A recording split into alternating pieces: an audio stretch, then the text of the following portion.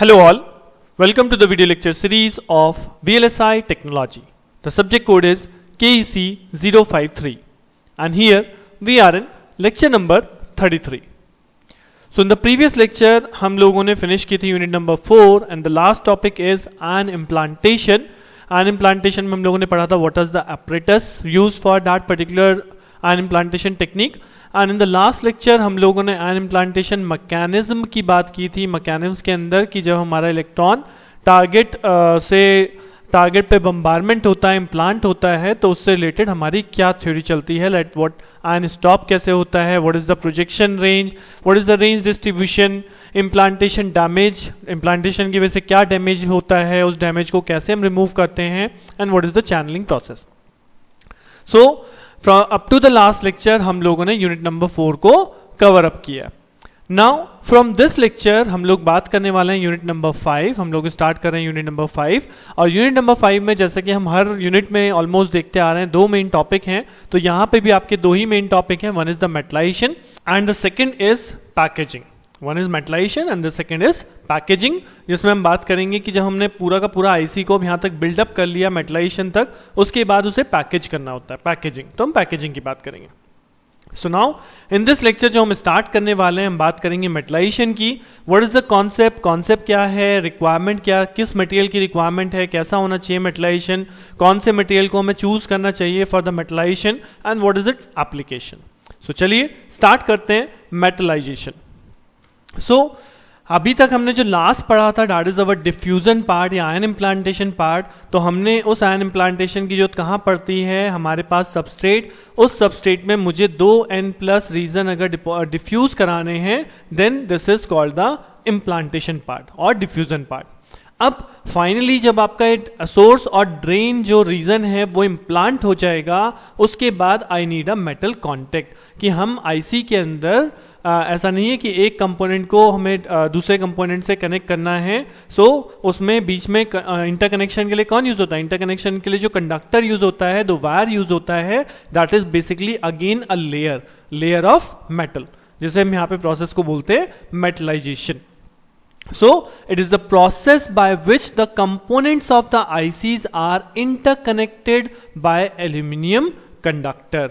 So एक IC अगर हम बात करें एक डिवाइस के ऊपर या एक PCB के ऊपर अगर डिफरेंट कंपोनेंट्स हैं, तो उन डिफरेंट कंपोनेंट्स को मैं ज्वाइन कैसे करने वाला हूं, उन डिफरेंट कंपोनेंट्स को ज्वाइन करने के प्रोसेस को हम बोलते हैं मेटलाइजेशन. अब हम ज्वाइनिंग कैसे करते हैं, these are interconnected by a aluminium conductor. So basically जो प्रोसेस है, इस प्रोसेस के अंदर we are again depositing a thin film of metal layer that will serve as the required conductor pattern for the interconnection of the various components on the chip. यानी जैसे हम अभी तक करते आ रहे हैं, लाइक सिलिकॉन डाइऑक्साइड की लेयर जनरेट करना या पॉलीसिलिकॉन की लेयर जनरेट करना फॉर गेट इलेक्ट्रोड, उसी तरह से अब यहाँ पे एक मेटल लेयर फिर से जनरेट होती है on the substrate.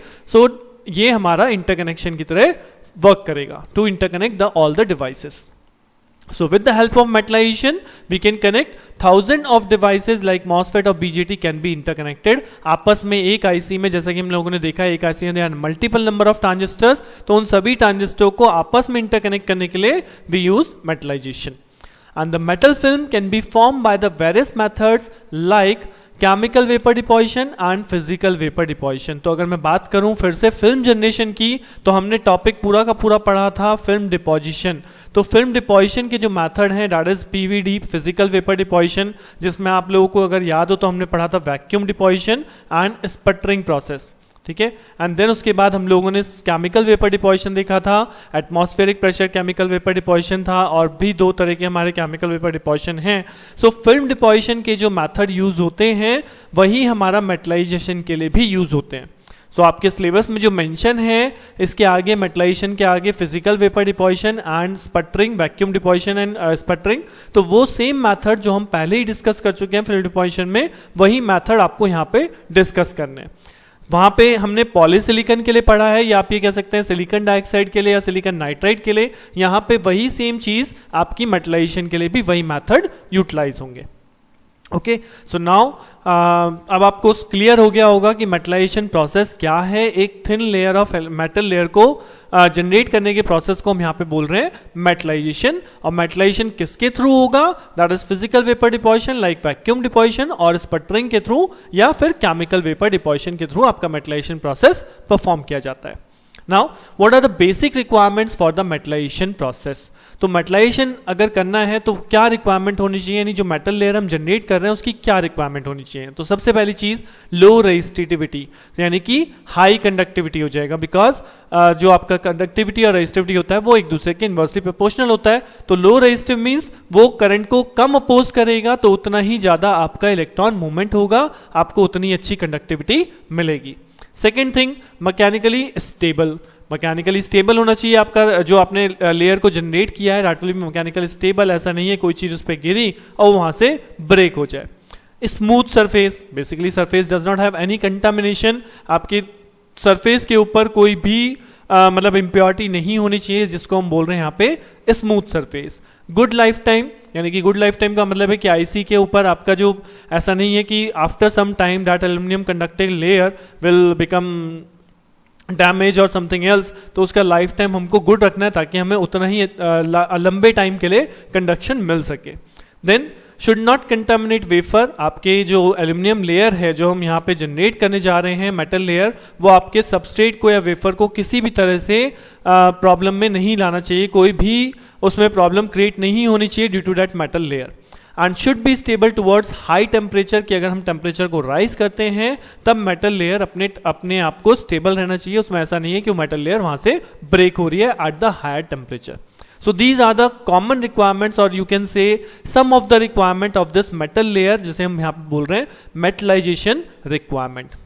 Next, metallisation choices. अब आपके सिलेबस में मेंशन है metallisation choices, that means what is the material specially used for this metallisation process, यानी हम मेटल लेयर जो जनरेट कर रहे हैं वो किस मटेरियल की कर रहे हैं। तो अभी तक हम जो बात कर रहे हैं बार बार एल्यूमिनियम एल्यूमिनियम एल्यूमिनियम, तो हम एल्यूमिनियम ही हमारा मोस्ट कॉमनली यूज मटेरियल है for the metallisation of most of the integrated circuit, जिसके अंदर एल्यूमिनियम कंडक्शन लेयर ही जनरेट की जाती है।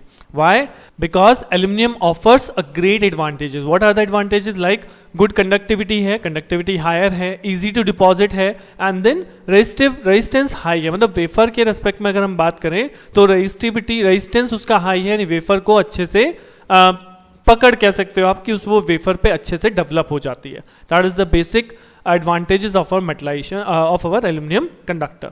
बट वहीं पे एल्यूमिनियम कुछ डिसएडवांटेज भी ऑफर करता है। तो अगर मैं डिसएडवांटेज की बात करूं तो डिसएडवांटेज में है if temperature goes beyond 500 degree Celsius, अगर हम 500 डिग्री सेल्सियस से ऊपर टेम्परेचर लेके जा रहे हैं then aluminium get fused and cause short circuit. मतलब आपका जो मेटल लेयर है वो मेटल लेयर फ्यूज हो जाएगी, मीन्स एक तरह से पिघल जाएगी आप ये कह सकते हो, और वो सारे के सारे में क्या हो जाएगा, सारा का सारा एक तरह से शॉर्ट सर्किट हो जाएगा। Similarly, the second disadvantage is aluminum reacts with gold to form a metallic compound called purple plaque AuAl2 which results in weakened bond. Again, जो एल्यूमिनियम है वो गोल्ड के साथ रिएक्ट करता है, जो कि जिसकी वजह से हमारे जो बॉन्ड्स हैं, जो हमारी फॉर्मेशन हुई है वेफर में, वो हमारा वीक हो जाता है। तो these are the two main disadvantage of aluminium, but aluminium तब भी प्रेफर किया जाता है ड्यू टू दीज एडवांटेजेस, क्योंकि जनरली हम इतने हाई टेम्परेचर पे आईसी को वर्क नहीं करवाते हैं कि वहां पे एल्यूमिनियम कंडक्टर ब्रेक हो जाए, फ्यूज हो जाए। ओके, सो आई थिंक कि अभी हमने जो कवर किया है आप लोगों को याद रहेगा, आप लोग अच्छे से पेपर में अटेम्प्ट कर पाएंगे कि what is the metallization process, what is the choices used for metallization and what are the requirements. इसी के साथ मैंने यहाँ पे एक और चीज भी ऐड करी हुई है, दैट इज मेटलाइजेशन एप्लीकेशन। सो जो कि अभी हमने बात करी है वही सेम चीज यहाँ पे दोबारा लिखी है कि मेटलाइजेशन हम क्यों कर रहे हैं। This is use to make contacts, interconnection made करने के लिए। This is use to form gates for MOSFET. It is use to provide interconnection to the outside world. Outside world को अगर मुझे अपनी आईसी से कनेक्ट करना है तो अगेन वही मेटलाइजेशन मेटल कॉन्टेक्ट ही आएगा। And use to connect thousand of MOSFET internally, यानी अगर मुझे इंटरनली सर्किट को भी कनेक्ट करना है वहां पे भी मेटलाइजेशन का ही यूज है। तो ओवरऑल सबकी सारी की सारी लाइंस एक ही बात कह रही हैं कि मेनली इंटरकनेक्शन फॉर्म करने के लिए आई नीड मेटलाइजेशन। सो इसी के साथ इस लेक्चर को यहां पे फिनिश करते हैं। So I hope after this lecture you can easily write down. अगर आपके पास मेटलाइजेशन के ऊपर कोई भी टॉपिक, कोई भी क्वेश्चन पुटअप होता है कि मेटलाइजेशन क्या है, क्या रिक्वायरमेंट्स हैं, क्या चॉइसेस हैं, एल्यूमिनियम ही क्यों प्रेफर किया जाता है, या what are the applications of metallization, and the second thing is how metallization layer is develop, या आपको पूछा जाए फिजिकल वेपर डिपोजिशन या स्पटरिंग को आप एक्सप्लेन कीजिए कि किस तरह से यहाँ पे मेटलाइजेशन परफॉर्म होता है। तो ये टेक्निक्स हम ऑलरेडी पहले ही डिस्कस कर चुके हैं, मैं यहाँ पे दोबारा डिस्कस नहीं करने वाला हूँ। फिल्म डिपोजिशन मेथड में आप जाएंगे, ऊपर लेक्चर्स जो आपके प्रीवियस लेक्चर्स हैं उनमें आपने फिल्म डिपोजिशन के अंदर फिजिकल वेपर डिपोजिशन जिसमें वैक्यूम और स्पटरिंग दोनों कवर हैं, वही सेम मेथड यहाँ पे एप्लीकेबल है। ओके, सो इस लेक्चर में इतना ही। नेक्स्ट लेक्चर में मैं आपके साथ मिलूंगा with the second topic of this unit. हम सेकंड टॉपिक को स्टार्ट करेंगे जिसमें हम बात करेंगे पैकेजिंग की। ओके, तब तक के लिए थैंक यू।